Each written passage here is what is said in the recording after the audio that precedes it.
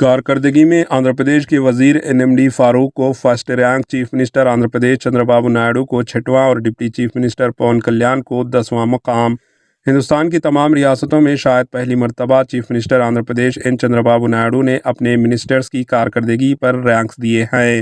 حیرت کی بات یہ ہے کہ رینکنگ کی اس لسٹ میں چیف منسٹر چندرا بابو نائیڈو کا رینک ہی 6واں رہا اور انہوں نے اپنے وزیر قانون و اقلیتی بہبود NMD فاروق کو فرسٹ رینک دیا۔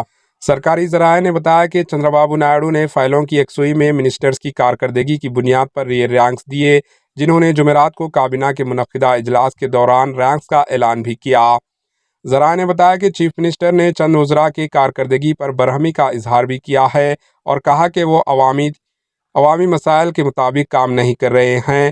رینکس کے اعلان میں تعجب کی بات یہ رہی کہ ٹاپ 5 کی لسٹ میں چیف منسٹر کے علاوہ ڈپٹی چیف منسٹر پون کلیان اور چیف منسٹر کے فرزند نارا لوکیش کا نام بھی شامل نہیں رہا۔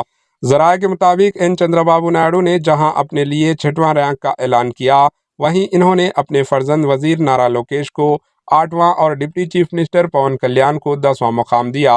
وزیر آندھرا پردیش NMD فاروق کو پہلا مقام، کے درگیش کو دوسرا مقام، کے سرینیواس کو تیسرا مقام، N منوہر کو چوتھا مقام، D ویرانجیلو کو 5واں مقام، چندرا بابو نائیڈو کو 6واں مقام، سیتیا کمار کو 7واں مقام، نارا لوکیش کو 8واں مقام، B جناردن ریڈی کو 9واں مقام، deputy chief minister Pawan Kalyan کو 10واں مقام دیا گیا۔